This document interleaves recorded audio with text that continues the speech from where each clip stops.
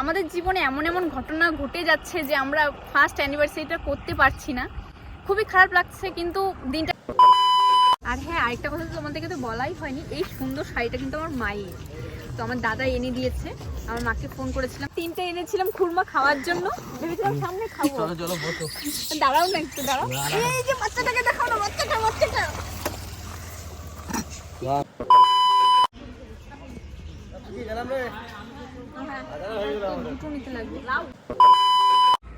হ্যাঁ guys, welcome back to my channel. So guys, তোমরা সবাই কেমন আছো? আশা করছি খুব ভালো আছো, আর আমিও ভালো আছি। তো নতুন একটা ভিডিও নিয়ে তোমাদের সাথে শেয়ার করতে চলে এসেছি। তো সাইডে গাড়ি যাচ্ছে, গাড়িটা যেয়ে নিক, তারপর আমি পুরো ভিডিওটা কন্টিনিউ করছি। তো আজকের ভিডিওটা পুরোটাই অন্যরকম হতে চলেছে, কারণ আমার জীবনের সবথেকে বড় একটা সুন্দর দিন আর স্পেশাল ব্লগ হতে চলেছে, কারণ আজকে আমাদের অ্যানিভার্সারি। তো বাংলায় বলতে গেলে বিবাহবার্ষিকী। কালকে ছিল বাংলা তারিখে আর আজকে ইংরাজির।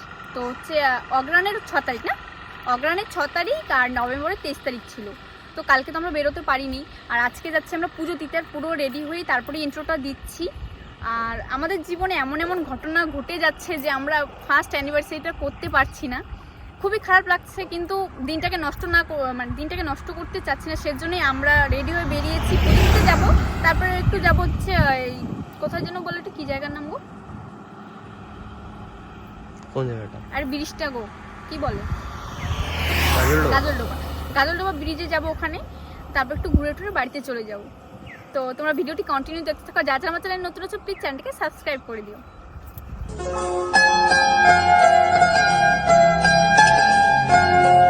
গাইস, আবার খোপার ফুল খুলে গেছে আর ছোট মা আনতে গিয়েছে। পেয়েছো? দৌড় দাও। কি অবস্থায় ফুলটা পড়ে গেল। আমি তো বললাম এটা টাইট করে বাঁধি না। তো গাইস, আমার ছোট মা হচ্ছে তখনই বলেছিল এটা টাইট করে বেঁধে দেই। তো আমি বললাম যে না, টাইট করে বাঁধতে হবে না। তো কখন খুলে গেল আমি বুঝতে পারিনি। তুমি না বললে কিন্তু কি হতো বলো তো? দেখছো আমি কত কাজে। ওই ঠিক আছে, টাইট এবার ঠিক আছে, খুলে পড়ে যাবে না তো? কারণ আমার এটা খুব শখের একটা জিনিস, এই খোপার ফুলটা তোমার জন্য পেলাম। তো ভিডিওটি কন্টিনিউ দেখতে থাকো। আমরা আবার তাড়াতাড়ি যাই পুজো দিতে, অনেকটা লেট হয়ে যাচ্ছে। আমরা বাড়ির ওখান থেকে কোনো মিষ্টি বা ফুল কোনো কিছুই আনিনি, কারণ আমরা জানি যে যেখানে আমরা পুজো দিতে যাচ্ছি তার আগেই দোকান পাবো, আর ফুলেরও দোকান পাওয়া যায়, মানে সব কিছুই ওরা দিয়ে দেয় ওখানে পুরো ডালা সাজিয়ে। তো এখান থেকে হচ্ছে সন্দেশ নিয়ে নিয়েছি পুজো দেওয়ার জন্য। আমিও নিয়েছি আর আমার ছোটো মাও নিয়েছে, কারণ আমরা দুজনেই পুজো দেবো, আমি, আমার বর, আমার ছোটো মা। এইবার ধরো না, নয় কথাটা সাউন্ডটা যাবে না, বুঝছো? তো হচ্ছে মিষ্টি নিয়ে নিলাম, মিষ্টি না সরি সন্দেশ নিয়ে নিয়েছি পুজো দেওয়ার জন্য। আর এখানে হচ্ছে আমাদের খাবারের জন্য নিয়ে নিয়েছি কি বলে এটাকে, খুরমা, মানে পুজো দেওয়ার পর দেখে ইচ্ছে করলো তাই নিলাম। তো আর ফুল আমরা কিছু আনিনি, এখানে সামনে পাওয়া যায় দোকানে। আর আমরা এসেছি ভামরি দেবীর মন্দিরে, কেউ বোদাগঞ্জ মন্দিরেও বলে। তো এখান থেকে হচ্ছে ফুল, তারপর ধূপকাঠি, মোমবাতি, যা যা লাগে যাবতীয় জিনিস সব কিছু এখান থেকে নিয়ে নেব। তো চলো, লেট হয়ে যাচ্ছে, আমি বেরিয়ে পড়ি। ভিডিওটি কন্টিনিউ দেখতে থাকো। দুটো নিতে লাগবে। কত এইগুলো? 130 টাকা। একটাই না, দেখে দিলাম। এই টাকাটা ধরো এখান থেকে। কত বললে? 130? 130 দিও। শাখা পোলা কি বললা? বললাম 80 টাকা ডালা, শাখা পোলাটা দিলাম। তো টাকাটা দিয়ে দিও। ঝুড়িটা আমাকে দিতে লাগে। ও ঝুড়িটা দিয়ে দিতে হবে না?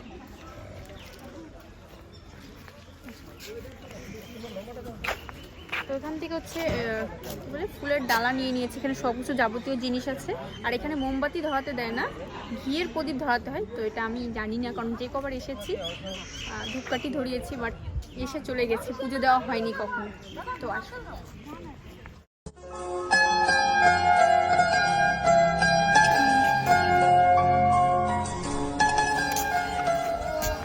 আমরা ফুলের ডালা কেনার পর যখন মন্দিরে প্রবেশ করছিলাম ঠিক তখনই হচ্ছে এই ঠাকুমাটা মানে তিলক পরানোর জন্য দাঁড়িয়েছিল। সবাইকেই পরায়, কেউ নেয় না। তো আমার বর বলছিল যে ঠাকুমা পুজোটা দিয়ে আসি তারপরে আমি নেব। তো ঠাকুমাটা পিছন দিতে বারবার করে বলছিল অনেকেই তো বলে বাট কেউই নেয় না। তখন আমার বর একটাই কথা বলেছিল যে দিদা আমি পরে আসবো। আর সত্যি আমার বর হচ্ছে পুজো দেওয়ার পরে গিয়ে দিদাটাকে কিছু টাকা দিয়ে আসে। হ্যাঁ, চন্দনের ফোঁটা নেয়নি ঠিকই, কারণ আমরা পুজো দিয়েছিলাম তখন ওখান থেকেই দিয়েছিল, তাই আমরা আর পরে দিইনি। তোমার ওই হাসি গাইস এই সাইডটা জাস্ট একবার দেখাও একটু, কি সুন্দর ফুলটা। আগে এটা ছিল না এখানে। আলাদা একটা শান্তি লাগছে মনে, মানে খারাপ হলো কিছু ভালো জিনিস হয়। আর তোমরা ভিডিওটি কন্টিনিউ দেখো, কিছু কিছু জিনিস আমি বলবো যে আমার সাথে হয়েছে বা হচ্ছে, সেটা তোমরা ভিডিওটি কন্টিনিউ দেখলেই তোমরা জানতে পারবে।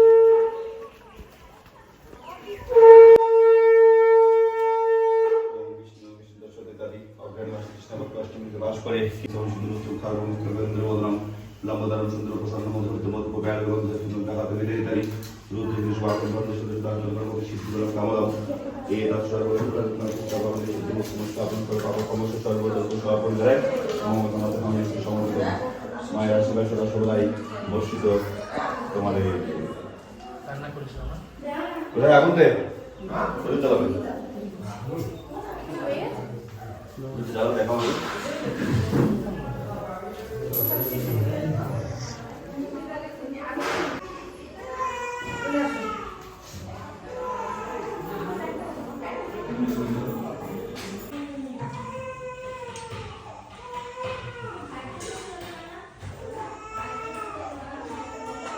মন্দিরের ভেতরে আমাদের পুজো দেওয়া হয়ে গেছে। তারপর পাশে এই বট গাছটা, আর এখানে সবাই মোমবাতি ধূপকাঠি, কেউ সুতো বেঁধে যার যার মনস্কামনা বলে ঠাকুরকে। তো আমরা দুজনে এখানে নিজস্ব মনস্কামনা ঠাকুরকে জানাচ্ছিলাম আর আমাদের কষ্টের কথাও বলছিলাম। আর এখানে যে সুতোটা দেখছো আমি টাইট করে বেঁধে দিচ্ছিলাম আর আমার বরকে বলছিলাম যাতে কোনো দিন না আমাদের এই বাঁধনটা খোলে, যতই ঝগড়া ঝামেলা যাই হোক আমরা যেন সারা জীবন একসাথে থাকতে পারি। তো এখানে দেখতে হচ্ছে আমার বরের মুখে একটু কিছু লেগেছিল, ওটা আমি মুছে দিলাম। আর দেখো একবার জাস্ট বট গাছটা এত সুন্দর দৃশ্য, দুটো বট গাছ এক জায়গায় গিয়ে জয়েন হচ্ছে একদম ঠিক ওপরে গিয়ে, এত সুন্দর দৃশ্য। আমি যখন এখানে প্রথমবার গিয়েছিলাম তখন তো আমি অবাকই হয়ে গেছিলাম কি করে এটা হতে পারে। তো যাই হোক এখান থেকে আমরা পুজো দিয়ে পাশে মন্দিরে চলে গেলাম। এখানে নতুন মন্দিরটা হয়েছে মা অন্নপূর্ণার। তো এখানে পুজো দিয়ে তারপর ব্রাহ্মণ মশাই আমাদের কিছু চাল দেয় মা অন্নপূর্ণার। এই চালটা আমাদের যে চাল আমরা খাই সেখানে মেশাতে হবে, আর কিছু আশীর্বাদী ফুল দেয় সেটা রেখে দিতে হবে। তো তোমরা ভিডিওটি কন্টিনিউ দেখলেই বুঝতে পারবে।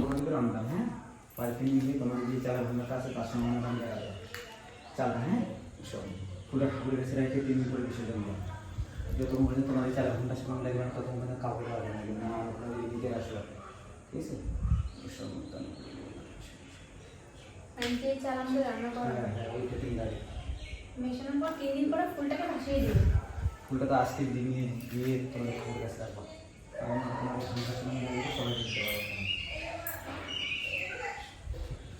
তার আগে কাউকে দেওয়া যাবে না।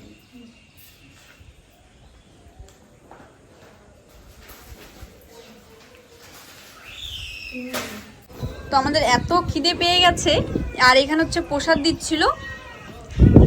এই ভামড়ি দেবীর মন্দিরের পাশে আরেকটা মন্দির হয়েছে,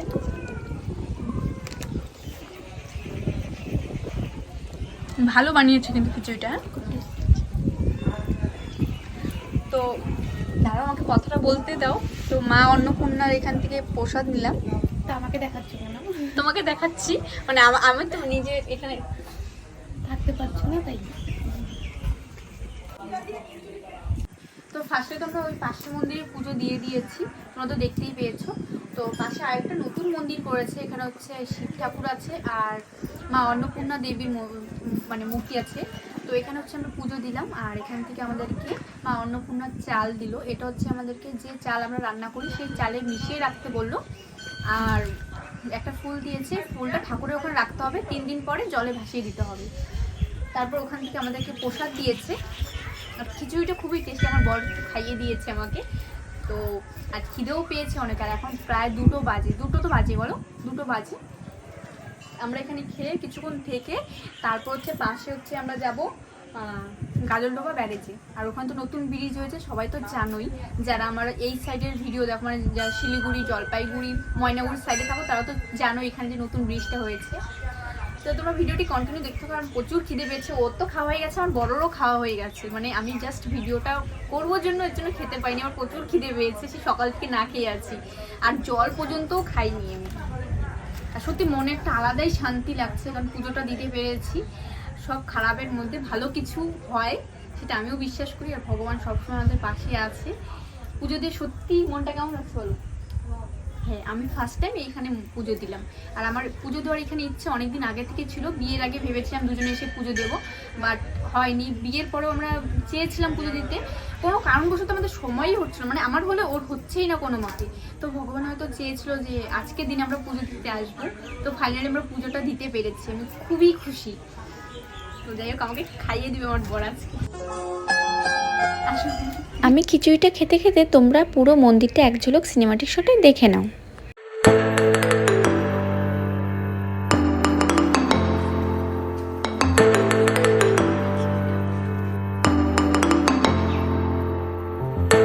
আমরা এখানে পুজো দিয়ে তারপর এখান থেকে বেরিয়ে পড়ি, আর ভিডিওটা অনেক বড় হয়ে যায়, সেজন্য আমাকে পার্ট 2 করতে হয়। মানে আমরা এখান থেকে গাজলডোবা ব্যারেজে ঘুরতে যাই, সেখানে গিয়েও খুব সুন্দর একটা মজাদার ঘটনাও হয়, সেটাও তোমরা নেক্সট ভিডিওতে দেখতে পাবে।